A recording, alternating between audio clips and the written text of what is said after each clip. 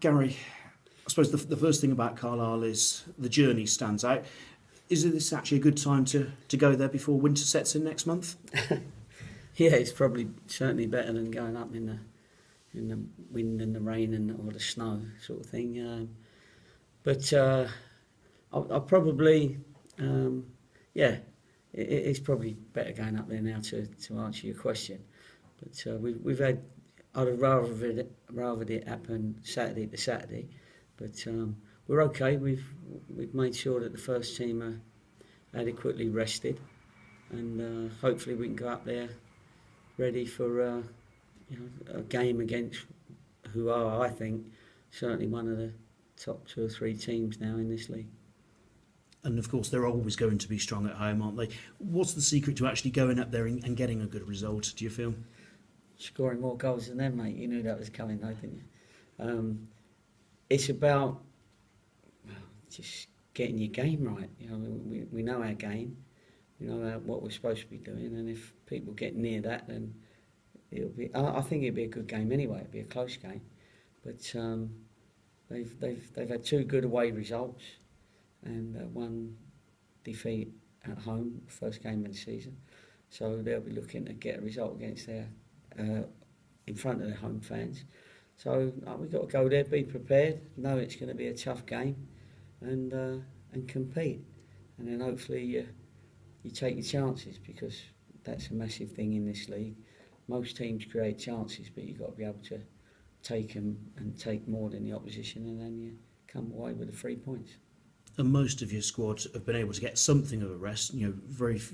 Not many of them will be involved probably at the weekend. Got the full 90 in the checker trade, so there has been that opportunity. But do you have to sort of taper training for the likes of Danny Wright, who are on the bench on Tuesday night and the like?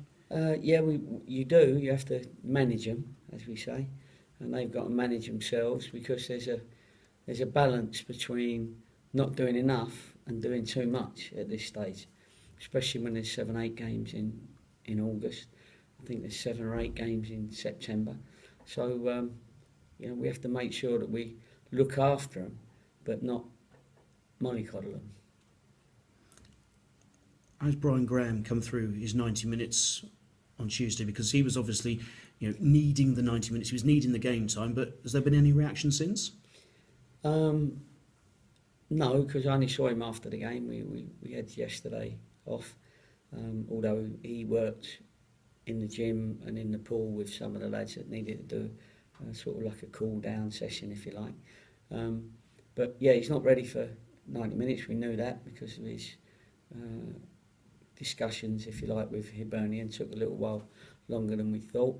But what we know is he's got half hour in him, and he might have 90 minutes in him, but he needed to get that one under his belt just to show that he did a couple of sprints in the 89th, 90th minute, just to probably show me that he's still got his legs late on, but it's affecting the game, and with us he's going to have to affect the game for the whole period that he's on the pitch, whether that be half hour, an hour, or 90 minutes. So he knows that, but he's not into our system yet. He doesn't quite know when we're shutting down, the angles and things like that, but he will do. I'm pleased we've got him in the building, and he will be a good competition for that number 9 shirt, or that target man position.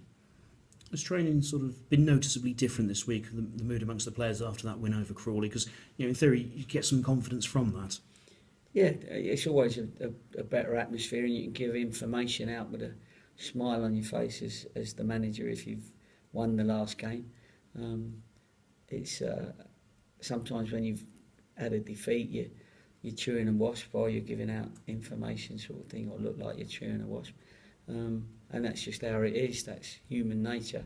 But again, you can't be too much either way. You can't be too upset with the lads during the week when you're training them, and you can't be too Billy Buttling either at the other end because you've won a game. It's 2 games, won 1, lost 1, and we've got to put as early as we can, like I always say, a run of wins together. just to get you in credit, and that's what we've got to do as soon as we can. And how important for John Flatt and the defence was it that there was a nil last week? Yeah. The first clean sheet of the season as well as the first win. Yeah, well, it's not bad in two games. First clean sheet, second game of the season. But yeah, no, it's good. And as you say, that it gets them confident in themselves and the players around them, but also the players in front of them, because they're the first line of defence. And we did that well. I think Crawley had one or two half chances. I don't remember a real chance where we said they should have scored there. And then when there was a foray, lots of numbers coming together on our goal line, we dealt with it, and we dealt with it well, and it looked like we was trying to keep that ball out of our net with vigour, and that's what we did. And so, yeah, it was good to get a nil, but the way we got that nil was solid.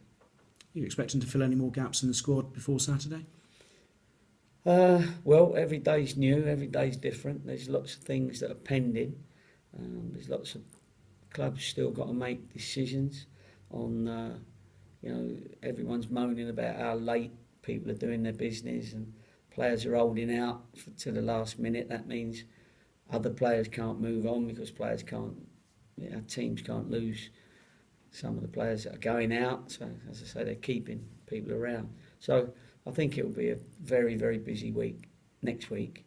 But if we can get anything done before then, we will.